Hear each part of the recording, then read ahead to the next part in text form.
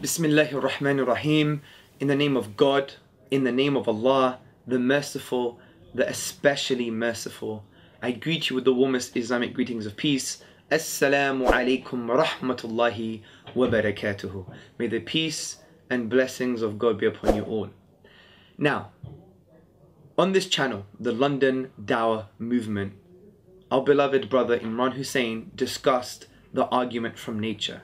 You can see the respective videos here and here. Hello Hamza, glad to see that you are doing well. However, I am left slightly bewildered at the fact that after stopping me repeatedly during the Q&A in one of your talks, lecturing me about talking to you and not at you, that I come along and find this video 4 days after it was posted on my own. The title of your video claims that contention will be destroyed, so I assume this was somewhat of a response to the criticism that I and others have made to various arguments presented on the London Dawah Movement page. This idea was also consolidated by the fact that the video on the left is really a link back to my video, as shown here. It just seems a tad double-faced that in person you put on this act, going as far to say that you would have me round for dinner just to discuss things, and yet no effort at all was made to mention this video to me. I hope you understand that it just seems to be attacking my arguments behind my back, when I am otherwise easily reachable. Now, putting aside my personal quibble, I did eventually find this video, so no harm done, I guess. So let's watch through and see what you have to say. Now, there has been a contention to this argument, but before I talk about the contention to this argument, let's just summarize the argument. The summary is as follows. We have an innate nature to believe in God. It's based on psychology, it's natural. It's based on sociology, it's natural. It's based on anthropological studies, it's natural to believe in God. I'm sort of bordering on whether this is a naturalistic fallacy or not, as typically the naturalistic fallacy is based on moral ought.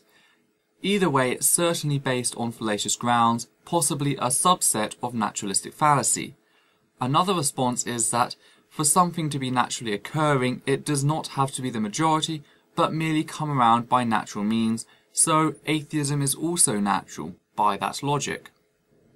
And the belief in God is what you call an axiom. It's a self-evident truth that doesn't require any inductive or deductive arguments. False.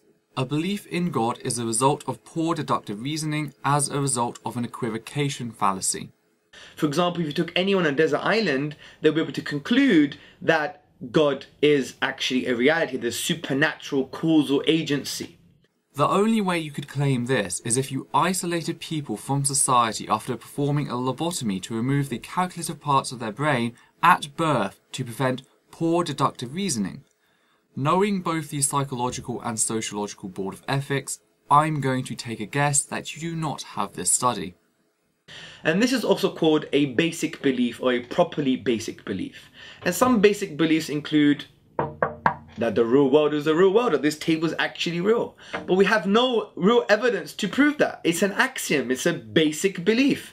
Because maybe my brain is on Mars and there's an alien with putting probes in my brain, making me think and feel what I'm feeling now and thinking now. The true axiom is a lack of belief in God, and let me explain why.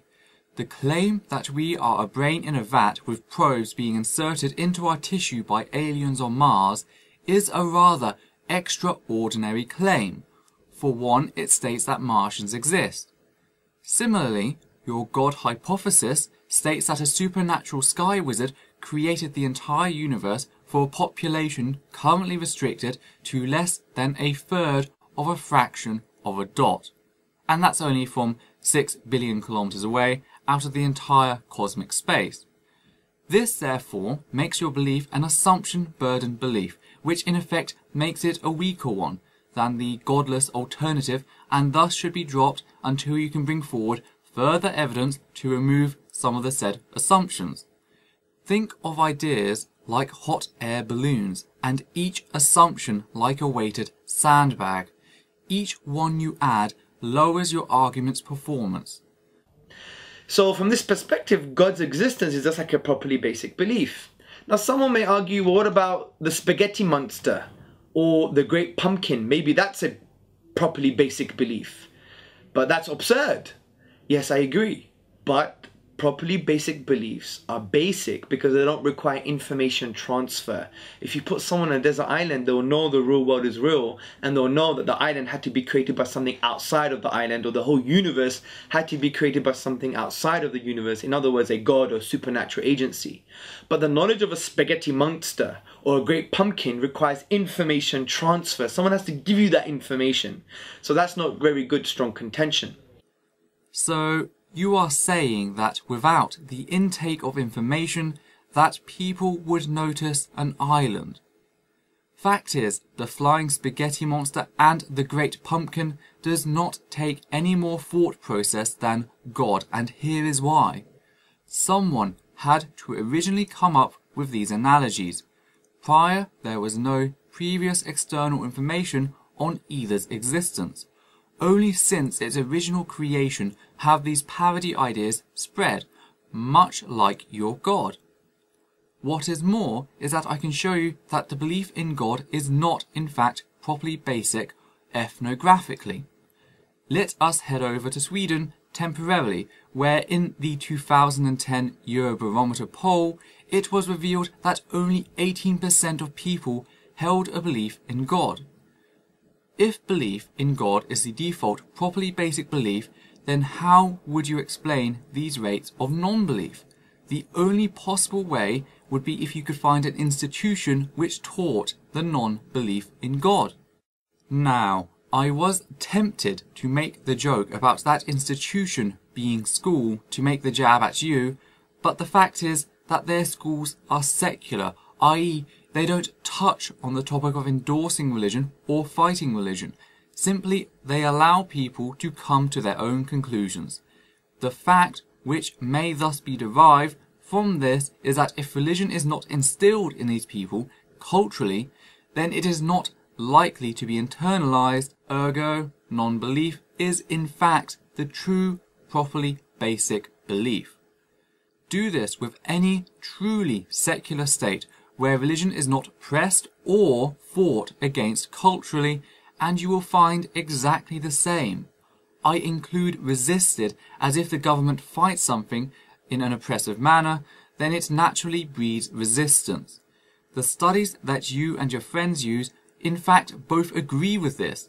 Justin Barrett specifically stated in an article that his study does not say that the belief in God is innate, and Dr. Olivero Petrovic's study was done on toddlers no younger than 2 years of age. You are fighting a lost battle. But the main contention I want to talk to you today is probably the only strong contention against this argument, and you'll find out that it's quite weak, which is, what about the earth being flat? Or the sun going around the earth? These were properly basic beliefs, but yet we know they're not true now. Now this is true. With properly basic beliefs, you may have future evidence that denies your properly basic belief, and then you'd have to change it. Agreed. False. During these ages, the people who held such beliefs lacked modern scientific epistemology. Evidentialism only really coming round mid-last century.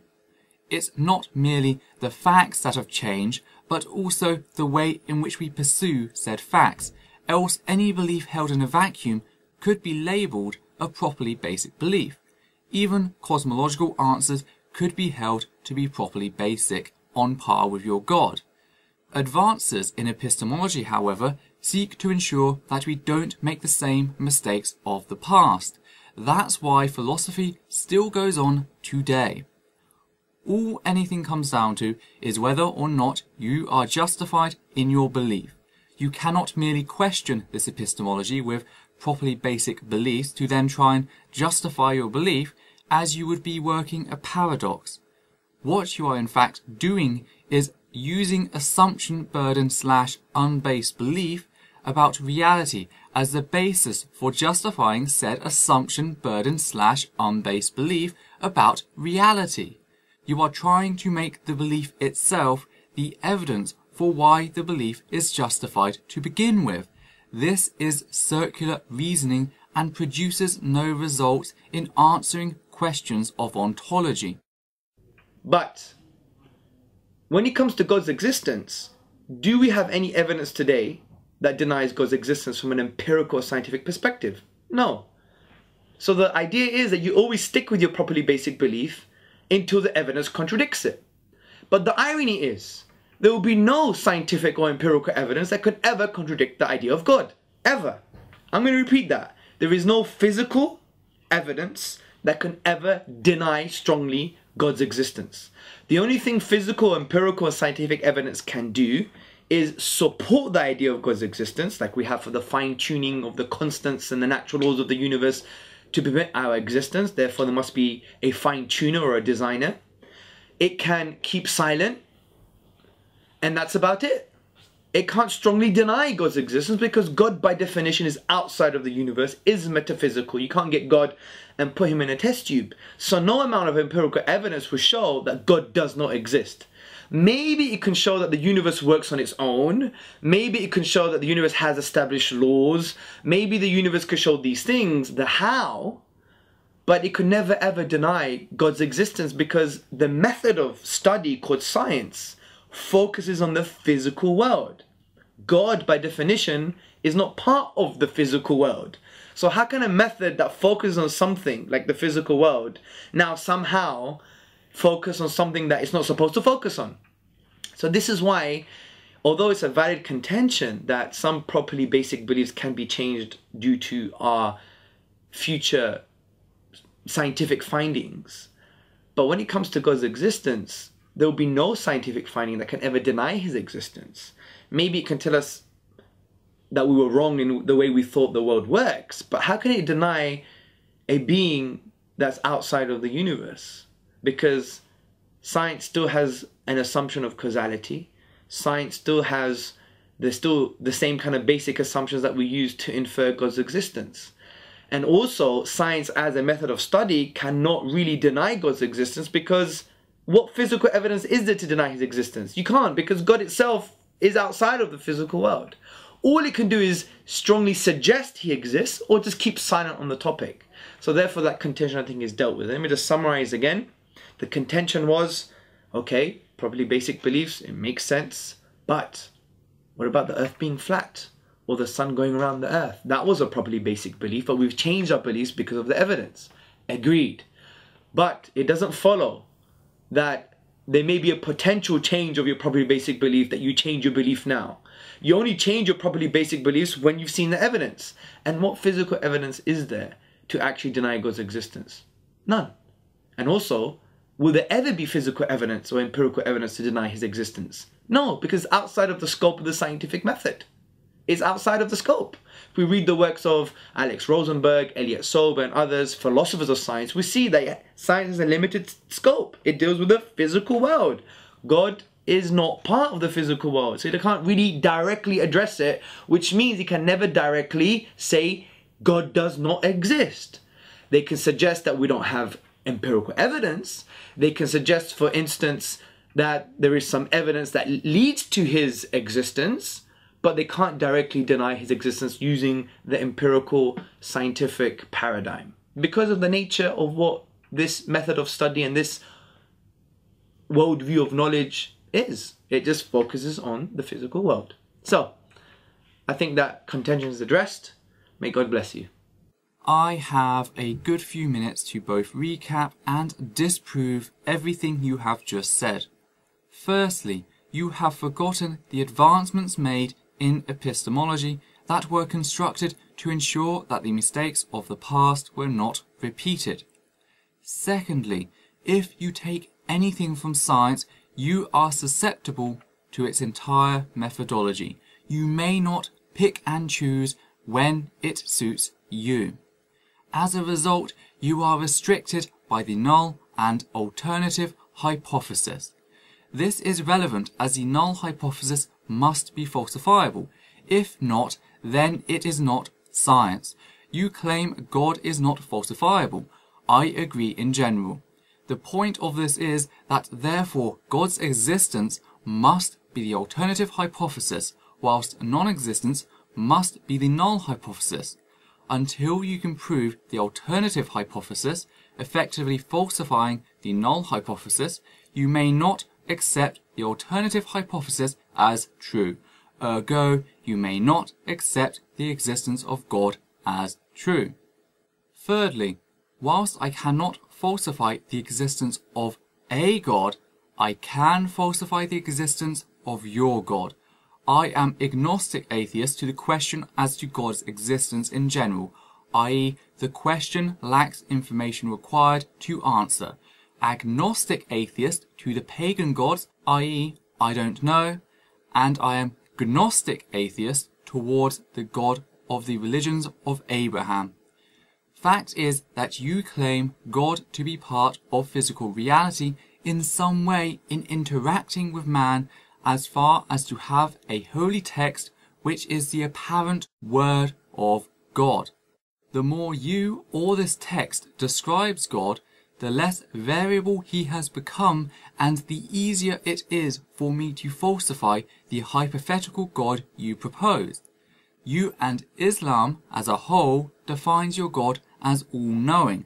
You also claim to know for a fact that the Quran is the word of said God, and thus his word should reflect the previously described nature. If not, then I can state with scientific certainty that your God does not exist as you or the Quran describe. This would only take a single example to disprove your God as defined, one single case. May I please ask you to read the following, Quran 25:53. And he it is who has let flow forth two large bodies of water, one sweet and palatable, and the other salty and bitter. And he has set a barrier and an insurmountable forbidding ban that keeps them apart. Let us first analyze the passage.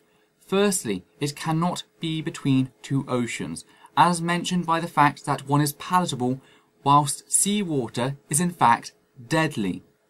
Thus the passage can only be talking about the fresh water on land and the salt water of sea. This may have once been a properly basic belief to Middle Eastern men who did not understand the process of evaporation and precipitation, as well as gravity's effect on water in general. The problem is that the passage is factually wrong on accounts of physics, chemistry, and even biology. We have locations known as river estuaries, places where salt and fresh water meet and mix to form gradients of saltiness in brackish water. The rate of mixing differs in river estuaries due to the current and river output.